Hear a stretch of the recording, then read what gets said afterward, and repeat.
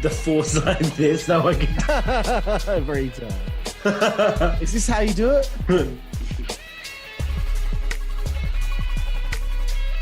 Hey, Philip, this is the Four Ponymen. It's the Four Orsemen. The Four Ponymen. The Four Orsemen. And don't cross that over into it. The Four Horsemen. Yeah. No, Mona, you're not in charge of crossovers. Stevie Kick. No, Steve. No. Hey, Steven. No. Hey, Steve. Everyone stop talking. Ladies and gentlemen, welcome to the Four Orsemen podcast. My name is Luke MonetMaaate, also known as MonetMaaate. To my, well, actually the left, that's the right. To my right, Karlifornia. Say hello. Hey, go on. How the fuck are you, mate? How are you tonight? Well, Thanks for having me on the show. Really appreciate it. Look, I won't lie. I don't like doing these intros. I'm terrible at them. Don't ya? Yeah. No. Yeah, well, I couldn't have imagined, considering just before we went on the air, you were trying to pawn this off to me, you little fuck. Okay. Well, we'll move on. We'll move on swiftly. Below me, hello. We have Billy Cheddarcock. How's it going? How you doing, guys? Good to be back. Good to be back. You sound excited. I am fucking excited, man. I gotta pace myself. Okay.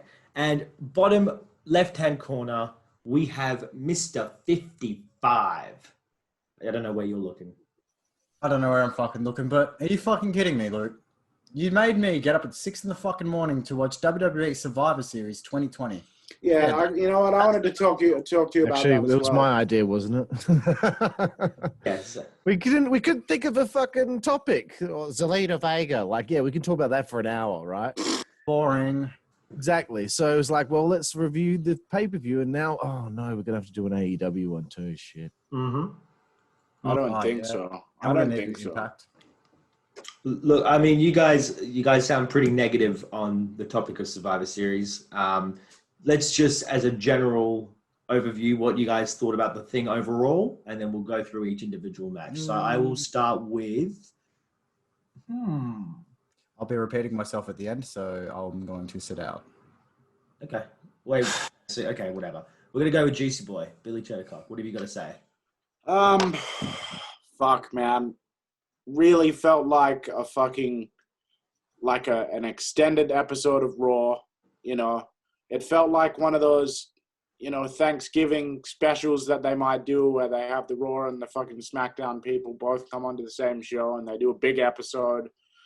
But it didn't even feel like it was at the level of a B pay-per-view for me, let alone, one of the big four like Survivor Series. It just felt, I was saying before we came on the air, yeah, and I'll talk about it more later. To me, it all just felt flat. Okay, that's reasonable. We will get into that later, obviously. We'll move to California. What have you got to say about this one? I haven't watched a pay-per-view since WrestleMania. Both days, unfortunately. This was a horrific waste of time. This was a show with no stakes, one tiny story which meant fuck all. Me being annoyed most of the time at people overusing certain maneuvers constantly through matches. And the energy is completely sucked out of watching these matches because there is no proper crowd. It's all these TV screens. I haven't really watched the Thunderdome shit, so I've kind of ignored it, but I was hereby forced now to see what it's like. And there's just no vibe. And yeah, I have a lot to say, even about the fucking pre-show. Yeah, look. Overall, I mean, I saw it probably a little bit more positively by the sounds of it than you guys did. I mean, there were some, you guys would probably disagree. I thought there was some good matches on there in terms of wrestling matches. There was definitely a key miss a lot of the places where I didn't care who won or lost. And because there was no stakes. Obviously there was that. And there's an issue, the fact that they didn't actually, we'll get into it in a second as well. It won't take us long to get there. But there was no tally. The one idea of the show that they're trying to match, Raw versus SmackDown, and they don't show a tally as to who's winning and who's losing at all. Maybe they've just realized that it doesn't fucking mean anything. And I'm gonna bite my tongue because I've got something to say about it when we talk about this Kevin Owens backstage promo with King Corbin on the pre-show. Okay. Well, I mean, we're going to start off with the pre-show right off the bat. So, okay. I want to say first and foremost, the first thing, I only saw 3 things in the pre-show because every other thing was replayed during the actual pay-per-view. That anything that meant anything anyway. Well, not really meant anything, but you know, it's the fucking 24/7 title for fuck's sake. But I thought the first thing I saw Paul Heyman's promo with whatever her name is, backstage interview at number 75. Can't fill Renee Young's shoes, that's for sure. But there's something of Renee's that I certainly would like to fill.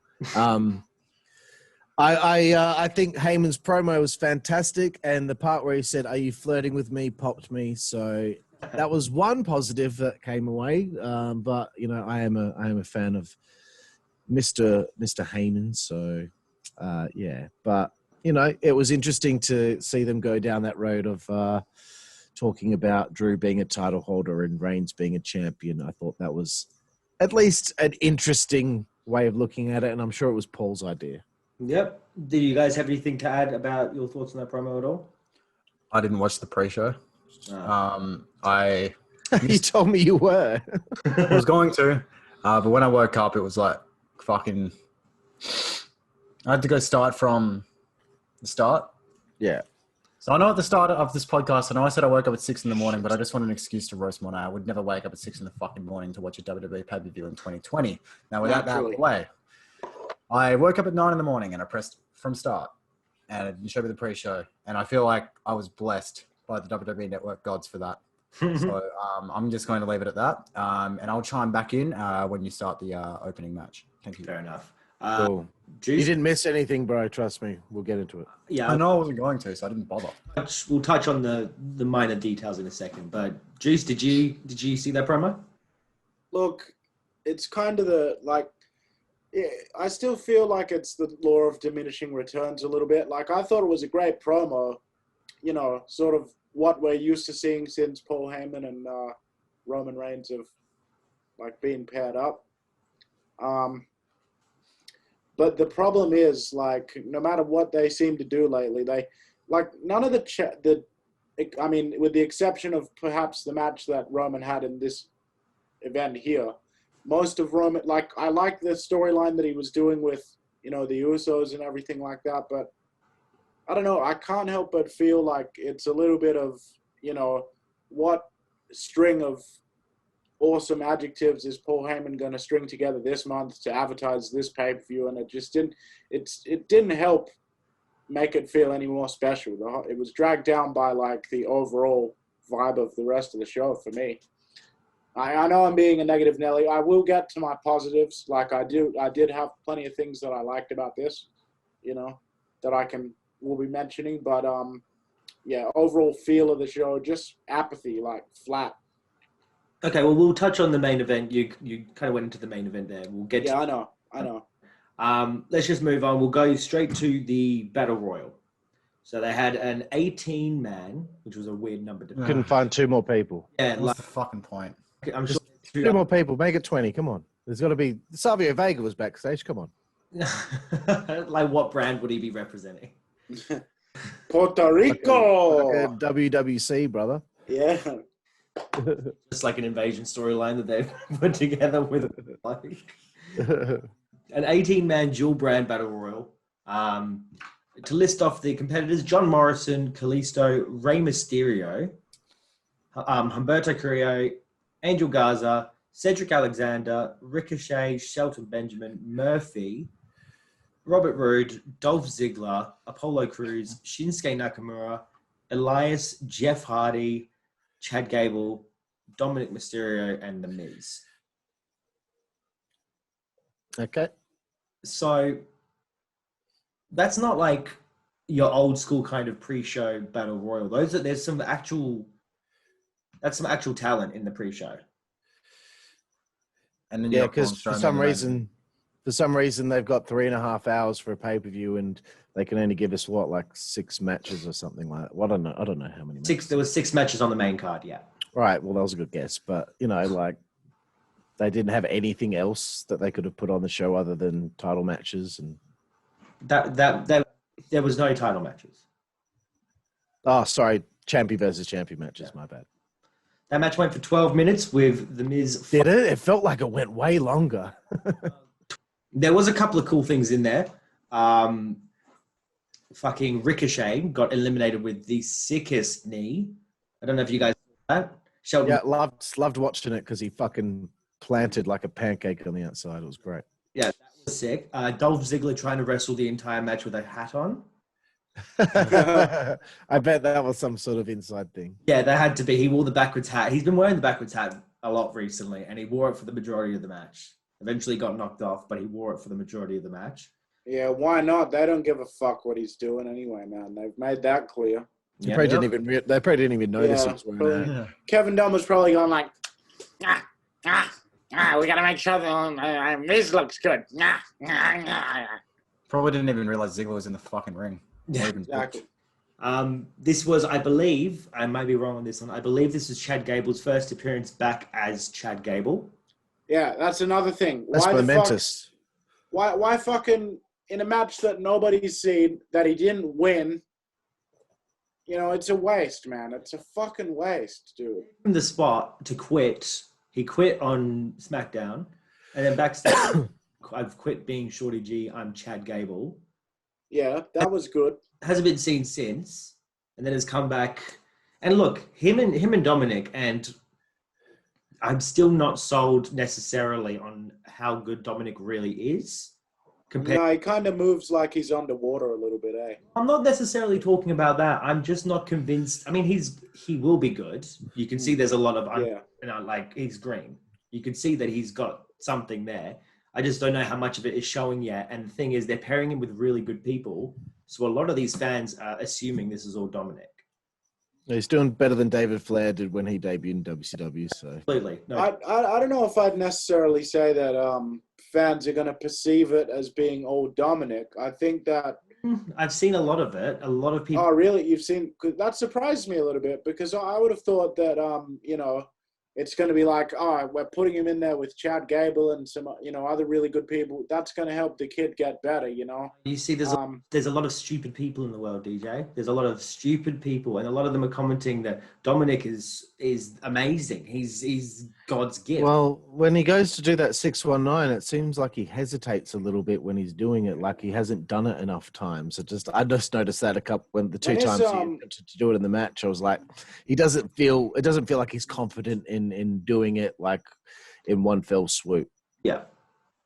Well, no, look, I'm a fan of Dominic. I think he's doing great, but I think he's all right. Yeah. I mean, considering the circumstances, I reckon he was thrown into the fire. He's doing good. Doing really good. But they had a really good little sequence at the end there as the final two, which was great. That they looked great, both looked really good. Why is it on the fucking pre-show? That's something that at least those two, that's something there. That's good. But The Miz wins as he got eliminated, but not really. I thought it was clever the way that he kind of... The actual spot, brilliant. Yeah, it was clever. I have not seen it before. Have you guys seen it? Neither. Never seen it before. And I'm like, that is brilliant. Like, just sneaking quickly back in before you get drop kicked out of the ring. And then the other guys haven't really thought about the fact because things move so quickly in a match that he's not actually eliminated. And then... Yeah. And Dominic himself drop kicked him after you. You would assume yeah. It was gone. Inexperience from Dominic. The actual way it was played out, brilliant. But that as the result of another battle royal, I can't be bothered with it. I would like to see the final two slug it out and then someone gets the win.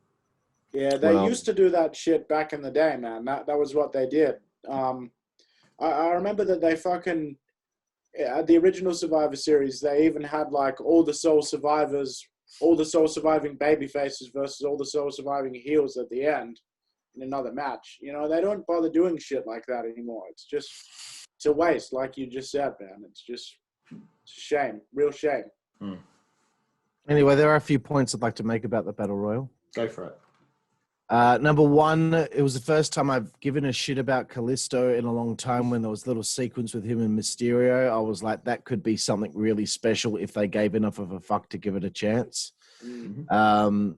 And also, how many fucking guys in the roster are going to do that fucking grab onto the top rope and lift your leg and kick people in the face? Yeah, so many people did it in the match. Murphy did it. One of those fucking Dominic did it. Ziggler did it. John Morrison attempted to do it but missed. Ricochet did it. Montez Ford does it. So many people in the match did the same fucking thing, and I'm like, can just one person do that? What happened to the fucking days where, like, you didn't fucking cross over into other people's movesets? And I'm going to get into this later with fucking I think it's Joose. I mean, I can't tell the difference.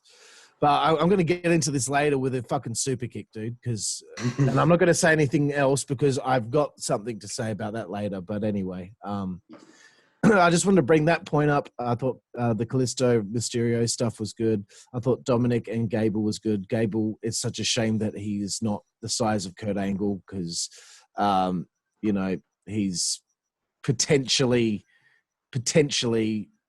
able to be about 80% Kurt Angle at his fullest potential. Yeah. No one will ever be 100% Kurt Angle, but he could be 80%, which is good, which is fantastic. Yeah. But that was one thing I thought. I was a shame he's not bigger because he would never be in the heavyweight title hunt, you know. And that's probably about it. I mean, it was just a fucking battle royal. Yeah. It's a fucking battle royal. It's a battle royal with no stakes. No one gets anything when they win the match. So why are we going to care about the match if there's no stakes? It was a point to Raw. So. But I thought they didn't keep a tally. No, they didn't keep a tally, but we did. So. I bet you Raw people were attacking Raw people in that match and eliminating each other. Oh, probably. Oh, yeah, I'd say so. Let's book this match in the hope that there are fans that are keeping a tally at home. Yes, no, Chad Gable and Dominic Mysterio were SmackDown. Was it Jeff Hardy SmackDown? I don't know. I don't care. No one knows who's. No one knows. Jeff Hardy's gone to Raw. Jeff Hardy's on. No one knows who's what anymore because I'm going to get into it when we get to this Owens call. It doesn't matter. It doesn't matter, dude. It's you know, like I'm going to save it. I'm saving it. Can we get to this Owens and Corbin promo because I really want to fucking get this off my chest. Before we do, we're going to quickly note that the Gobbledygooker did pin R-Truth to become the... That is not until so much later in the show, Luke. That's the pre-show. Gobbledygooker. The main show, they showed highlights of it, yeah. Oh, fuck me. Yeah. You know what? I liked that because the Gobbledygooker debuted the same day that the Undertaker did. And Undertaker was worried he was going to be the Gobbledygooker and he was coming out of that egg. So I like the fact that they paid attention to history and brought the stupid character back. I hope Hector Guerrero was able to get a payday again, but I doubt it. It was probably fucking Adam Pearce or something. It was Drew Gulak. It was, Drew Gulak. I do have on my notes here that it was... It was Daniel Bryan's bitch or whatever, yeah. Who gives a fuck about Adam Pearce? Hey, oh. I like Scrap Iron, man. What are you talking about, man? Don't bag out. No. I don't fuck with him. Adam Penis. No, that's not important, okay? Not important. Okay. Gobbledygooker pinned R-Truth, then ran away, tripping on someone, lost his foot. They continued to run away. The camera continued filming them until they got 80% of the way down there. Then they assumed the cameras were off of them. So they started walking. R-Truth put his arm around the Gooker's shoulder and they just casually strolled off. And then the camera quickly shook and cut. Idiots. Fuckwits. What is this? Is this fucking WZWA or something? No, how does this... Are these... Don't you dare, mate. No, I'm just saying, are these people not paid millions of dollars to run a fucking TV production? You've got, what is it, a 7-second delay, isn't it, DJ? Or is it 8-second? 8-second delay, isn't it? 7? You can't tell me that they couldn't have fucking had him walk to wherever the mark was and then fucking, you know... Whatever, let's get to the next thing. The promo. Cool. Okay, so what was the gist of this promo? It was like Corbin talking about Owens being, SmackDown through and through, or not, because he just came over from Raw. Yes. Was it the other way around? Which team is Owens on? Owens was on Team SmackDown. And yes, with Corbin. Yeah. So they went from Raw to SmackDown. Yeah. Right. So here's the thing. They do a fucking draft or a fucking whatever the fuck it is that they do.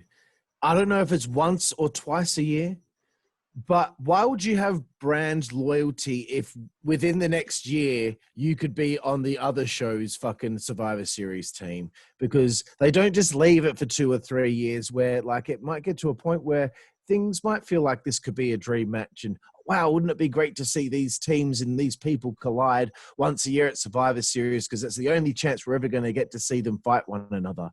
If you leave it for 2 or 3 years, then yeah, doing something like what we see on Survivor Series fucking makes sense.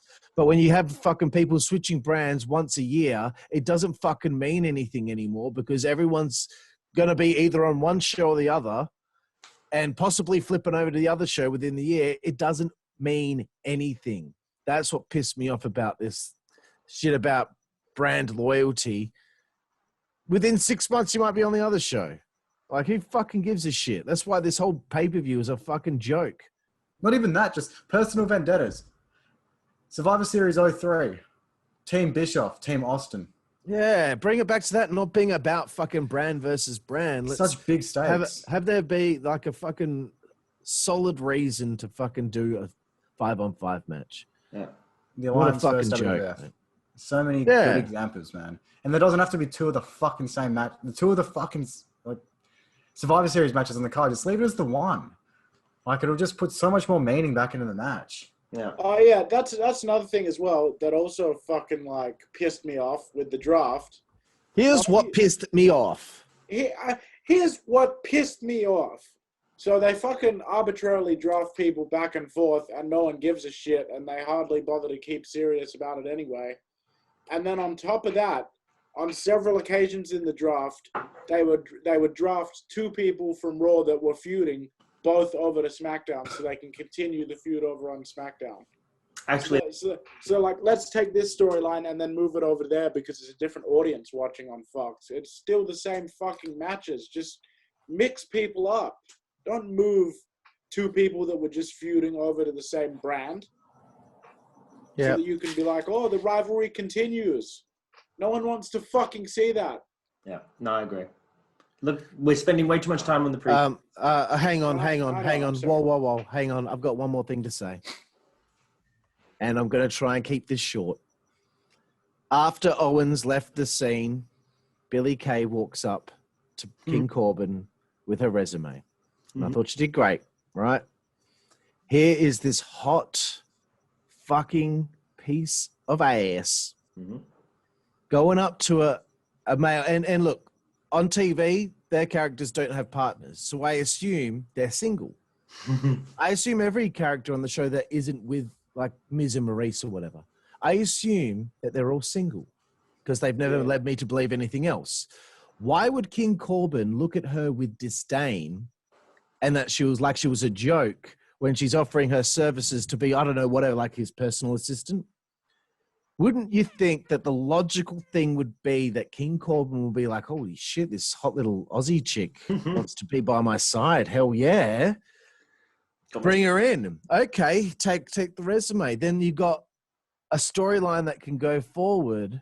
And I just thought of this in 2 minutes today at work about where this could have led to instead of just a scene where he gives her a bit of disdain in his face. She walks off awkwardly, and that's the end of the scene. Imagine he was like, oh man, maybe I could get in with her. And then maybe the storyline for the next few weeks is she's his personal assistant, but he's trying to fuck her. But she says, no, let's keep this professional. Well, and then as time went, let me finish. Then as time wears on, he starts to realize slowly but surely that she is helpful. She's actually quite helpful to me in my career. And then he starts to care for her a little bit. But before he starts to care for her, he's talking backstage with one of the boys. And the guy's like, have you hit that yet, man? Have you hit that? He's like, yeah, man, what do you think? Of course I've hit that. He hasn't hit it. Then when he starts to care for her, and then he wants to start to maybe, you know, move this into an actual relationship, someone shows her the footage of what he said a month ago where he said that he'd fucked her, right? Then she's like, fuck you, I'm done with you, that's it. Corbin's fucking upset. We're starting to see a babyface turn Higgs. He's done the same fucking thing for the last 2 years, and it's getting boring. Imagine that. Imagine seeing King Corbin, Baron Corbin, start to feel something for someone. And I know it's lame and it's a romance storyline, but fuck you, let me finish. So imagine that happens, and then she tries to get the services to be the personal assistant of the Hurt Business. Oh, yeah. A bit ditzy, not thinking that maybe she needs to be a black girl to be in the team. And they take exception to it, thinking, because she's always trying to be funny, her maybe thinking it's a joke. MVP's like, someone grab a fucking table. We're going to fucking put you through this table. Baron Corbin makes the fucking save for her. They fucking beat down this fucking dude, bludgeon him, put him in the fucking hospital for weeks. And guess what happens? Billy Kay doesn't leave his bedside for all those weeks. And by the time it comes to a head, right near the end, Corbin wakes up, you know, they're fucking together. It's this gorgeous, beautiful, romantic storyline. And then they got to deal with the fucking Hurt Business and that, you know, and all the possibilities of their relationship being fucked with going forward, i.e. attitude era where people are trying to sleep with him, sleep with her. You can go so many directions with it, but it's just, hey, it's just a backstage segment where she asked for... who did it help? No one. Who did What's it the help point? the way that What's the point? Did it okay, so it didn't make me think that Baron Corbin was any worse of a heel, and it didn't make me have sympathy for fucking Billy Kay. Who did that benefit?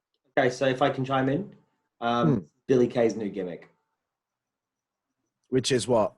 Since the Iconics have split up, she wears a yellow dress and looks hot. Okay, well that's fine.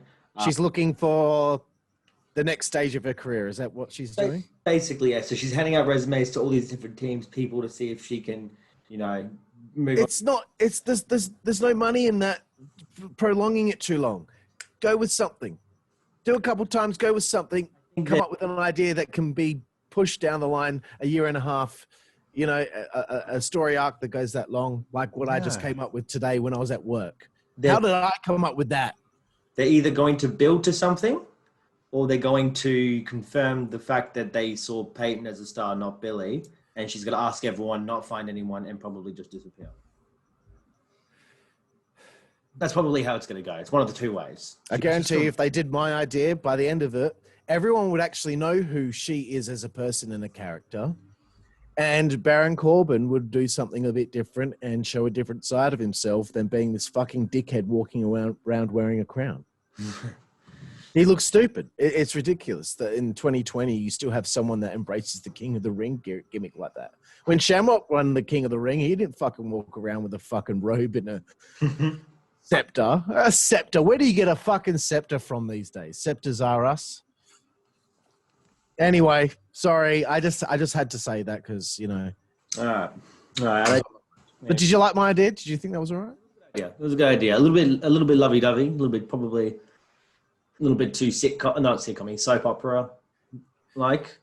Well, isn't wrestling a soap opera for men? Isn't that what it's supposed to be? Maybe watching a bit too much Bold and the Beautiful. But the general... I've been watching Bold and the Beautiful, mate. I just want to chime in on the Billy Kay thing. Okay. I feel so bad for her, man. Yeah. The Iconics were fucking great, man. They didn't need to be split. No, they didn't. It didn't need to happen. Like, just have her back up Peyton while she's on a singles run. Like, fucking... Carl, she's not on a singles run. She's currently teaming with Lacey Evans. What, are you in the fucking inside or something? No, she's teaming with her. Okay. You're mates with Dave Meltzer, huh? Went to Raw and is now teaming with Lacey. Well, you know, Not yet. All right, okay, get on to the next thing. Sorry I took up so much time with that, but it just meant a lot to me to say it. We opened the show with the Raw versus SmackDown Survivor Series match, the men's Survivor Series. Oh my God, this was a fucking track. Right, I'll take this one first. So first night, I'll pass to you in a second. I'm going to go through it. Team Raw, AJ Styles, Keith Lee, Sheamus, Braun Strowman, and Riddle defeated Team SmackDown, Kevin Owens, Jey Uso, King Corbin, Seth Rollins, and Otis. Boring. His went down. First person eliminated, and we'll go as we go. First person eliminated is Seth Rollins. He was eliminated by Sheamus via a bro kick after Seth Rollins offered himself up to be kicked square in the mouth. Who wants to start with this one? Just lay down. Why get kicked in the face? Why get kicked in the fucking head? Just lay down. What are you trying to fucking prove? No. Like you're still being a what was it, a martyr? Is that what they said he was being? Dude, Or like... just lay down and could take the loss. And why do you have to be kicked in the head? Like, oh, wow, that was real manly. Look, there's actually a little bit... Well, I don't know if this is what they were intending. I looked at it like this. Seth Rollins got drafted to SmackDown while he was trying to make Raw better for the greater good. That was his gimmick. Going to change Raw, make it, for the greater good. He's been drafted to SmackDown, and now he has to be the savior of SmackDown. But he was saving Raw. So he basically said, for the greater good, Raw, I'm continuing my work with you, eliminate me straight away. Boring. Lame. Go on, DJ. You wanted to go first? Philip, did you see that Seth Green? I'll just kind of summarize my thoughts on everything that I saw from it, and then you can kind of go through the eliminations individually if you want. But yeah, no, just offloading what I was planning on doing, but that's cool. Oh well, no, it's just because I don't really think I can separate everything. It's all kind of a hodgepodge. Get your piece. Yeah, all I just wanted to say about it was that the thing I really did enjoy about it was that it gave a lot of different people little opportunities to do some cool things and kind of have their moment. And I was impressed by Riddle. I was impressed by Keith Lee. I was impressed by some of what I saw. The idea was there. It seemed like that when they booked the agent that booked the match, they had a story that they were trying to tell. But as I said at the outset, it really just felt like everyone was kind of plodding around the ring. It didn't seem to get out of second gear for me. Like the Seth Rollins thing at the beginning, I saw what they were trying to do, but it was like, nah, if it was with a character other than Seth Rollins, I might have found that interesting. But I just find everything Seth does so boring. And then, so as far as that first elimination, the idea was good, but the execution, kind of felt meh about that. It's fair enough. Seth Rollins eliminated first. Kevin Owens by AJ. Pinfall. That was a good spot there. Yeah, that one was good. I mostly wanted to go through the elimination so we could discuss that Seth Sheamus one. Matt Riddle eliminates King Corbin. King Corbin eliminated by Riddle, sorry. Otis eliminated by Braun Strowman. Otis was actually... Yeah, Otis was fucking impressive, eh? Did anyone else think that? No. Nope. I kind of thought that I saw a bit of fire from Otis in some of that match. Look, I mean, I don't have anything bad to say about Otis because he does the character well. What I got an issue with is them. They've pushed him past believing for me to be able to believe, okay, this guy is this moronic, but just so happens to be able to hang with all these former champions, all these top people. I understood the Money in the Bank thing. I understood that was a pop to get unexpected, and I enjoyed that. And I didn't want them to use him as the next world champion or anything like that. I knew they were going to take the briefcase off of him. I enjoyed that for a second. And then they tagging him with Braun Strowman and chucking him in the main event and stuff like that. The idea is these people are larger than life, and he's blue collar solid. He's not meant to be like life. In fact, he's meant to be blue collar. Yeah, and then you're exactly right. I mean, I couldn't have fucking agree more really with that. They've run it into the ground. It's gone past the point of being too far fetched, and we won't get into it now because I know we want to keep moving. But if you want to think about, ask yourself, how much they really care about Otis. Look what they did to fucking Tucker. They've already broken up the team and thrown it away. That was not on Survivor Series. It was not a part of it. It's just ridiculous. Let's continue on. Yeah. I mean, one thing I want to say about Otis is he was in a tag team there. He had his little thing. And then once that was over, put him back in the tag team. You didn't need to fucking split that thing up. You didn't need to fuck over the other guy just because you found it funny that this fat cunt did a little fucking caterpillar. Like, I'm sorry, but like, I think about what if I was a kid and I was watching wrestling and my parents walked in the room, and I always would say to them, "Oh, wrestling's so cool," and they walk in the room and then that's what's on the TV. They'd be like, "What is this shit that you're watching?" Because I find the caterpillar to be just embarrassing. And you know what? People can say, "Well, what did you think of the worm?" I thought the worm was stupid too, but for some reason. Scotty made it work. It's okay. It's okay with me that Scotty Too Hotty did the worm, but that felt tongue in cheek. It's just embarrassing. Yeah. It was dancing. The worm is a dance. It makes That's true. not a caterpillar. I think the caterpillar is meant to be an inside fat joke. No, I think it's meant to be like, oh, look at him. He's doing the caterpillar, and then he's gonna pop the elbow. He's a butterfly. He can do all this magical stuff. It's just an ugly shell. Like the move gives you no momentum to hit. It gives the opponent like fucking 75 seconds to recuperate while he's fucking doing the whole thing. As out Otis, who has to do like a fucking worm before he does it. So he's puffing. Just do the elbow. Just jump on him. Pin him. Sprint and elbow him. Yeah, just fucking do it. Drive it through his heart. Like Otis is eliminated by Braun Strowman, and then Jey Uso was eliminated by Keith Lee. Great elimination. Yeah, that was a good one. That was tight. Just caught him like he was fucking shit. Like, just did not give a fuck about it. Just. I'm sorry, but I have to say this, man. Jey Uso, using the super kick like it's a fucking clothesline or a fucking working punch, hitting 8 super kicks in the space of like a minute. You fucking killing the move. You can't anyone backstage say you're killing the move, cunt. I don't get it that much. Stop doing it that much. It doesn't mean anything anymore now. Yeah. Just like when the DDT was ruined. But here's the thing. Super kicks were long gone. Super kicks have been long gone for a while. There's no point trying to do anything now. The only people that can hit it, that people will take legitimately, are the ones that had, like Shawn Michaels.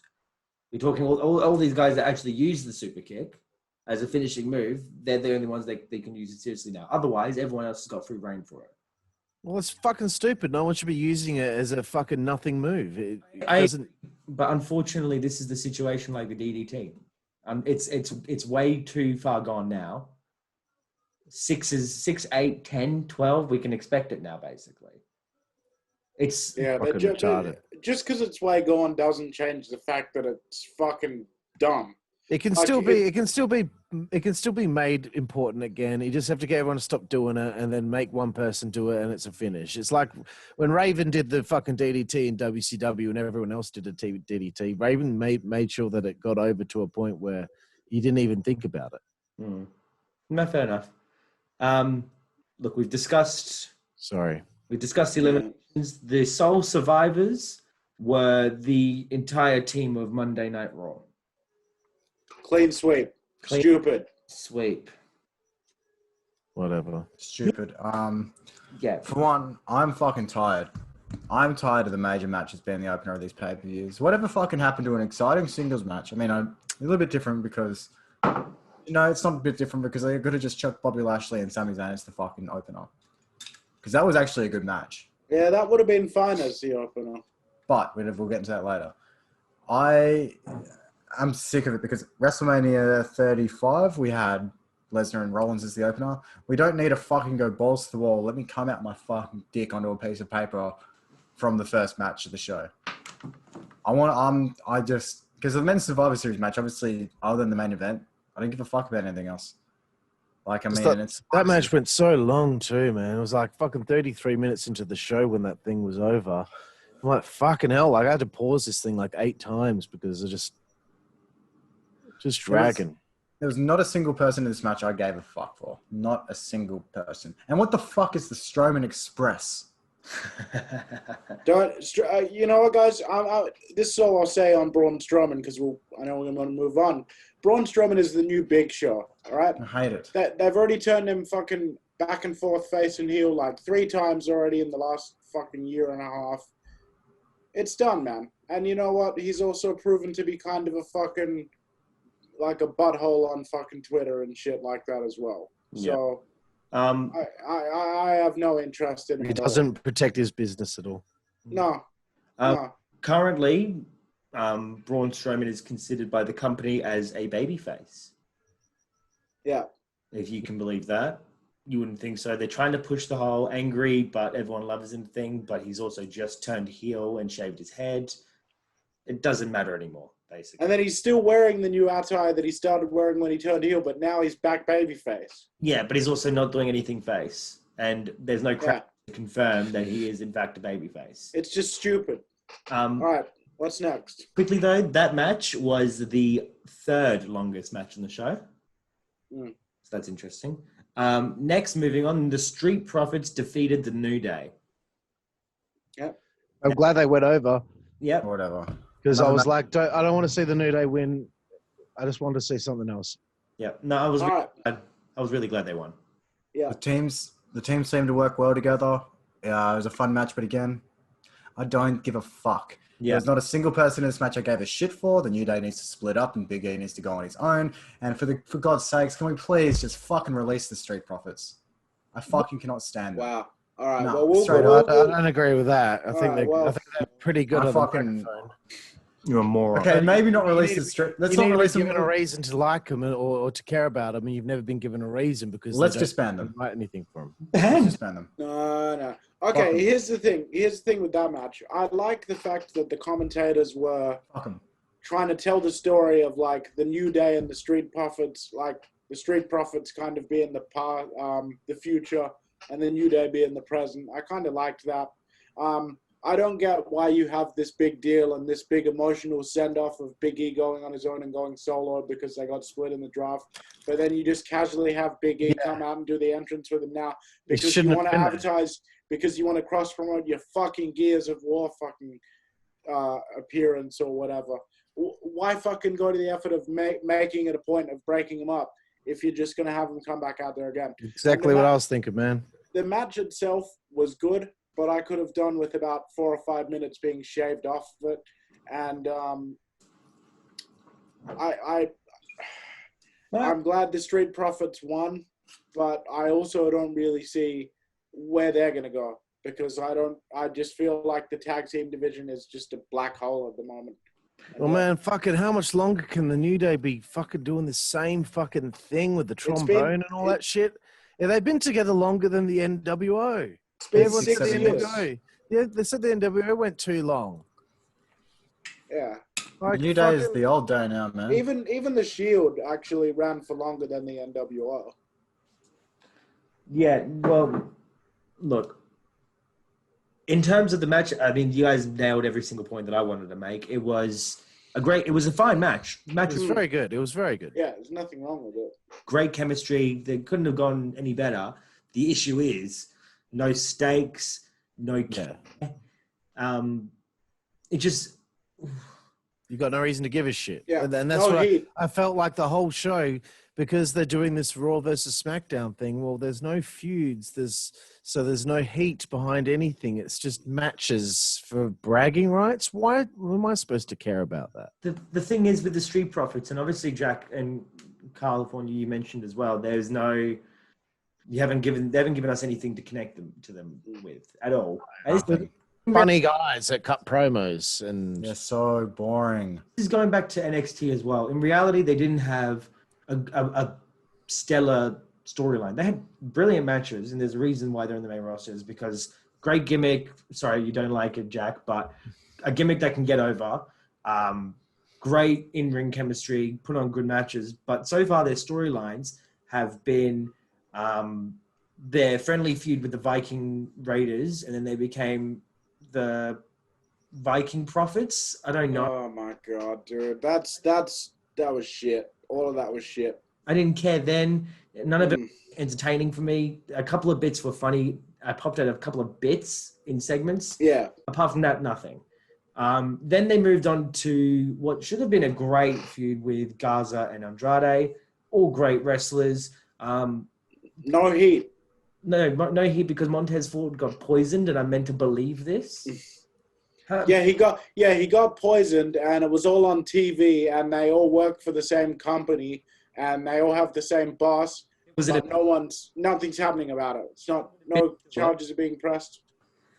It's like with previous times that they've done stuff like that, you can get away with it because of the fact that they say, this is an attack and this is our business that we do, backstage assault, whatever. A poisoning is attempted murder to the fullest degree. And even when they've done like car crushing or anything like that, they've gone to getting like at least some fake cops in to arrest someone. But no interesting storylines for them whatsoever. With the New Day, they were the opposite show's tag team champions. So to deal with the fact that the champions are switching brands, they just gave each other the championships and restarted their reign. It's fucking retarded. None of it's good. So that's that. I didn't care about the match. The match was fine. Great wrestling. No heat. No care in the world. Good wrestling can only do so much if there's nothing else. We can reiterate that in different ways all night. Yeah. Moving on, the shortest match of the night, Bobby Lashley, the United States champion, with the Hurt Business, defeated Sami Zayn, the Intercontinental champion, via the Hurt Lock. I'm going first. Go on. Have it. The whole time I was like, I really hope Lashley wins. He has to win. I want Lashley to win. He better fucking win. Yeah. Because you look at Lashley and then you look at that fucking homeless, out of shape fucker, Sami Zayn, with his fucking horrible appearance, with his beard and his hair. He looks like shit. And he's the Intercontinental champion. I love it. It makes me want to punch him. That's the whole fucking point of it. I don't give a fuck if that's the point. Okay, he looks fucking homeless. It's stupid. He does look like he's gross, yeah. And he's in there with Bobby Lashley having a competitive match. I'm glad this was the shortest match in the show, but fuck, man, like Lashley should have fucking killed this cunt in a few minutes. I just don't appreciate seeing people in the show that don't look like that. I could fucking take them. I want everyone on the show. I want to feel like I have no chance with any of them. Yeah. This might be the only time we're going to disagree tonight.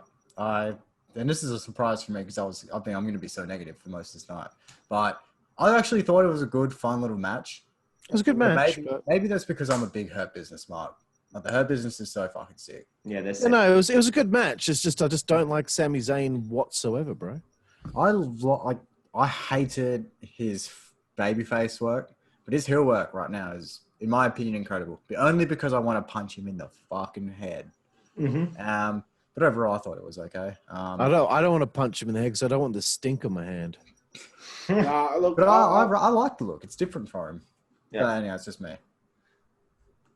I'll say this. I'll fucking...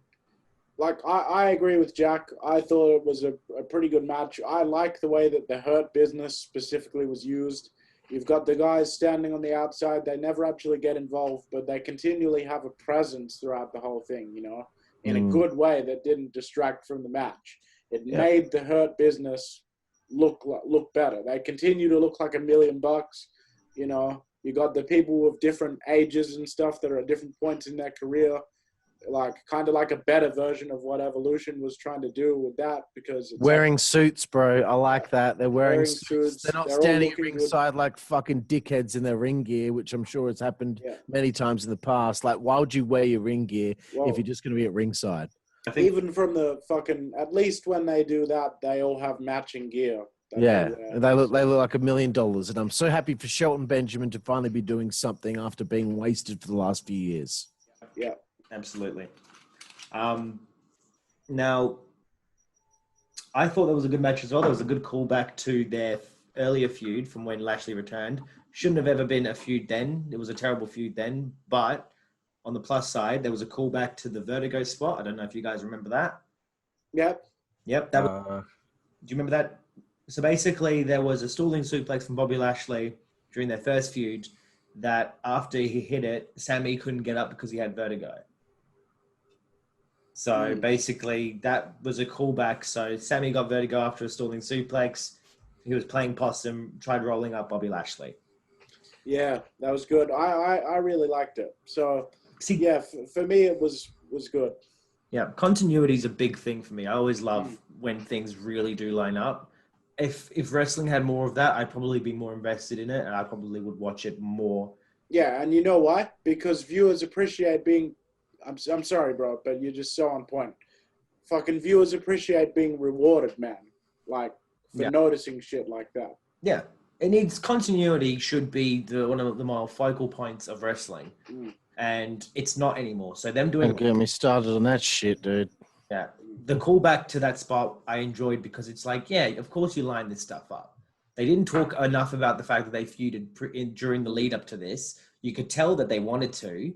There was something in the office that they were saying not to do it for, probably because of the fact it was a terrible feud. But you can at least mention the fact that you know about each other more than anybody. Yeah. Like, but moving on. We move on from that shit show. Sasha Banks versus Asuka. SmackDown versus Raw Women's Champions. Sasha Banks defeats Asuka, therefore breaking her curse against Asuka. She hasn't beaten Asuka up until this point, and continues her push after getting her first ever championship defense. Curse, fucking hell. It was okay. I'm assuming that's a surprising answer from me. There was an unexpected finish placed at the right time, protecting both of the performers. So I actually really liked the finish. I think that was necessary. But the problem is, I just really can't give a fuck about Sasha Banks. I've never been able to give a fuck. And and also the match could have been 5 minutes shorter as well, I feel. And she's really good at portraying a character, but she's just never been put in a scenario that I've cared about. It's not just on the writers, because I'm sure they've tried, and I'm sure she pitches ideas too, but there's so much red tape backstage that no good ideas can seem to get through to the end without being fucked with, to the point where they just don't end up doing anything in the end, and it's just a shame. Like, I think Sasha probably could have been light years more interesting to me by this point if they'd fucking given us some material to work with. You're only as good as the material you're given, man. And I mean, Sasha hasn't ever. They treat her as a prominent figure of the Four Horsewomen in WWE. They've kind of always portrayed it as Charlotte, Becky, Sasha, Bayley. And now Bayley's had this hot streak, and Sasha's dropped even further down. She was already dropping down. She wasn't winning. She didn't defend her title once up until this point where she beat Bayley or whoever she defended it against. She never retained a championship after winning it. Yeah. I have to hope deep in my heart that I never need to see Sasha versus Bayley, Becky versus Sasha, Charlotte versus Becky. None of those girls need to fucking wrestle each other anymore because it's been done to death. Yeah. Continue, Luke. Sorry. But I wanted to also point out that finish, and they've been kind of leading up to it a little bit before the finish actually occurred. The back and forth rolling up, I thought it was good. And as Jack said, it protected the both of them. Asuka really needed protecting in this one if this finish was going to happen, because they've been building Asuka up constantly throughout her career as pretty well indestructible. She's copped a couple of really bad losses, but generally speaking, she's been back to being unstoppable. So for her to lose to Sasha, who's only now just getting a hot streak behind her after turning heel and face too many times that I can count. They need to stop with that shit, man. They need to just... Yeah, absolutely. The match, I actually enjoyed the match. I thought they were wrestling fine. There was there was a bit of a spot on the apron that was kind of clunky.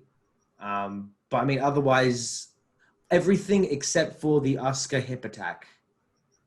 I don't know what you guys think about it, but that move, I don't ever want to see again. You can't tell me someone's going to fly that far away after someone jumps into them with their hip. That they bounce and then roll out of the ring. And that happened like 3 times. Oh, God. Yeah, it was a good match, but yeah, there's really nothing else to say about it, right? I mean, with that being said, though, this was the only match that really felt like there was something. I mean, obviously, you guys probably don't care because maybe Juice might, but you two won't. they kind of tied back to the fact that there was that feud with Bailey and Sasha versus Asuka and Kairi Sane. Well, they should have shown some footage of it or something. Then maybe I'd have been more invested in the match because I didn't really know. Yeah, exactly. Like a passing comment doesn't fucking get me invested in the match, but seeing some footage when they're like on the way to the ring, like remember back in blah blah when these two were at each other's throats. I mean, and that's the thing. I'm up to date with all the storylines and stuff like that, so I remembered. But for anyone else that's jumping in for the first time in God knows how long, especially to see Taker's 30 years, this is the time where you show recap.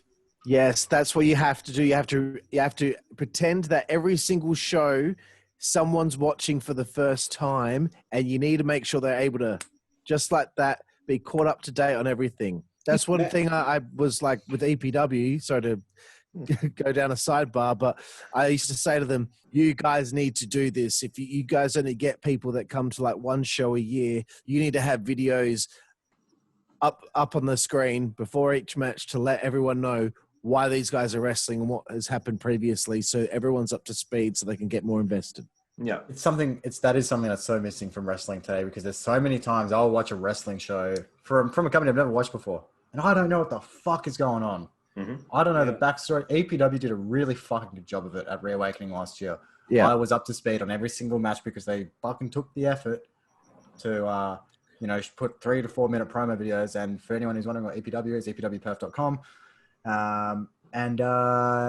Yeah, man, it's just something that's fucking missing. Like I hadn't seen EPW in 2 years, dude. 2 years. And in that show, I was standing next to you in the drinking section and we were caught up to speed very quickly. I wonder where they got the idea from. And even with Survivor Series yesterday, I didn't know any of the storylines leading up to it. I didn't know what the fuck was going on, but there was Survivor Series is whatever. In reality, there was actually for the show itself, there was no real storylines. It was mostly who's going to be the champion walking into the show. They had a couple of defenses. Team Raw had a story with each other, but they also ended up clean sweeping the team that looked to be more stabilized. Whatever. Apart from that, there was no other real storylines. Oh, sorry, Jey Uso disappointed Roman. That was the only story. Yeah, but that's I don't mind that storyline. It's kind of intricate, but I'm keen to see how it builds with the inclusion of. But we'll get to that when they on that more. With these fucking interbrand shows, when they're doing all these dual brand, which is the best brand, who's going to win? What happens to all the fucking storylines that were leading up at the last pay-per-view? Well, they actually, surprisingly, we'll tie it into Sasha Banks recently won the women's championship of Bailey, was attacked by the returning Carmella. Carmella's doing her Emelina gimmick, which is dressing up nicely. I don't get it yet, but they've debuted her back into the main event of the women's title division.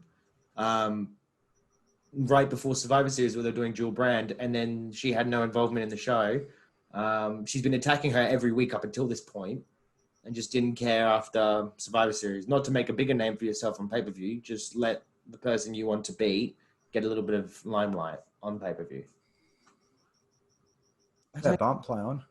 It's all stupid, but moving forward, does anyone else want to talk about that match at all? No, I'm good. No. Team Raw, this is the women's match. I know a few of you want to talk about this one because you had to watch this one. Nia Jax, Shayna Baszler, Lana, Lacey Evans, and Peyton Royce defeated Team SmackDown, Bianca Belair, Ruby Riott, Liv Morgan, Bayley, and Natalya, with the sole survivor being Lana after Nia Jax and Bianca Belair got counted out. Yeah. Look, I had a fairly negative opinion of this match. I'm not a big fan of Nia Jax. I continue to think that she's dangerous. Like, seriously, I really don't think that the women are safe in the ring with her. And, I felt like it was kind of a bit a little bit sloppy in some places. But what I actually personally did really enjoy from it was the finish involving Lana, because as alluding to what Karlifornia was mentioning only a moment ago, like as that match was starting, you saw some footage of how Lana's been trying to get in with Nia and Shayna Baszler, and they've just been bullying her They've put her through the table a bunch of times. Fucking, they've been just, treating her like a pipsqueak and shit. So then when she's the sole survivor right at the very end, because she just happens to still be standing on the steps, like, that ties into what they've shown us has been going on, and that makes sense. So I enjoyed that. I was like, okay, now what's Lana going to do now? Are they going to accept her now, or are they going to get angry at her now? Like, that's good, because now it's a reason to find out what's going to happen. But other than that, I didn't really think the match did much for any of the women in it. The girls, they always work hard and stuff like that. But yeah, no heat on it. So yeah, that was kind of how I felt about it. Before I move on to you, Mr. 55, I will quickly note that Lana did, after being the sole survivor, she got a women's championship match on Raw. It got interfered with by Nia Jackson Baszler, so it seems that sick. What's the point? So, moving on, Mr. 55, what have you got to say about that match? Adding on to what DJ just said, Nia Jax has no fucking business being there. No. Absolutely none. No. I don't know why she's still employed. I will never know. Probably just because of her relations to The Rock. Yep. You say... I did it for The Rock. I did it for the people. I do want to point out, Peyton Royce eliminating Bayley was sick. Oh, God. How hot is Peyton as well, bro? Jesus Christ. I do have a problem with Peyton right now. Oh, she's so hot, though, bro. How can you have a problem with her when she's so hot, dude? I have a problem when I have trouble suspending my disbelief because she's in a fight, but she's fucking smiling the entire time. She's smiling the entire match. Did anyone else catch that? Yeah, I did. Anyone? Maybe she's smiling like sadistic. it's like she's just been told she's going to be winning the strap at Mania in fucking 5 months' time. She's going out there with the biggest grin on her face, and she's fucking... She's happy because she's so sexy. That's why she's happy. And she also Who wouldn't be happy? Like, fuck, man. She must just stand in front of the mirror just going, God damn, I'm on fire. Sean Spears is one lucky motherfucker. Spears indeed, bro. Could you not have picked a better spouse than Sean Spears? If I get interrupted one more fucking time. No, I'm about... What's that? What's wrong? I'm about to... Keep going, Jack. Keep going. What were you saying? Don't even worry. Moving on. Don't even fucking worry. I just wanted to quickly tangent off of your comment about Sean Spears. That was all. The commentary team really pissed me off this show. And I defend them. But they were very fucking marky today, like that night. And they said some really stupid shit. And the one I wanted to point out was after Peyton Royce did, I think it was a rope octopus when she was in the ropes and they're doing the octopus. Corey Graves had the audacity to call that move a perfect 10. Oh my God. Okay. He's such a fuckhead. Corey Graves is the biggest fuckhead on that fucking announce team, man. And seriously, on top of that as well, what I wanted to get to was, did anyone else also see the worst single leg crab you ever fucking seen in wrestling from Peyton Royce? It was just the most weak looking piece of shit. If you can't get the leg up, just drop it and do something else. You're in a fucking fight. You're in a fight. I don't know. I'm gonna give her a pass on that one because Peyton's hot, man. Peyton's hot, but it's just like, man, I don't feel like it was the best outing. And overall, the match was what fucking ever with a weird fucking ending. But I loved Lana acting like she just won the fucking title at WrestleMania. That was brilliant. Lana also being on the outside of the ring the entire match was just stupid, but whatever. Is it my turn, Luke? It's your turn. You can go right ahead. I thought the match itself was all right. Like, whatever they had choreographed beforehand, they had choreographed quite well with some of the sequences that took place. I was very impressed with Belair's athletic ability. I thought I think she's got something there. She just needs to be, again, given the appropriate fucking material to work with so people give a shit about her. Mm-hmm. So I was impressed with her athletic ability. And I think that Peyton Royce is going to be a star one day. She's it's just a shame she's not Japanese though. If she like looked like Asuka and like, yeah, that would be the key. And had a family background like Asuka did, I would say that it's highly potentially like she could have like a 5-star match. Absolutely. What do you think, Brian? Why are you acting like French Stewart now? You're doing. He will not get that reference, bro. She's only ever getting a 5-star match in the fucking Tokyo Dome. Yeah. So what? What dome? Say Tokyo Dome. Oh man. No. You just kind of trailed off. You're like, should only ever get a 5-star match in the Tokyo Dome. Well, love Terry. And well, look, and the story of Lana being fucking sent to the corner on the stairs, and she's all upset with her little boohoo face. I just thought, man, like that's so fucking. This is for children, obviously. And the finish was interesting, but like, as Dusty Rhodes would say, "Where's the money? Where is the money?" There's no money in any of that, and I think Lana should have been the whole time while she's on the stairs when they're on the outside kid counted out. It should have been. Camera should be showing her like looking back and forth, going, "Wait a minute, 8, 9, hang on, holy shit, 10, holy shit!"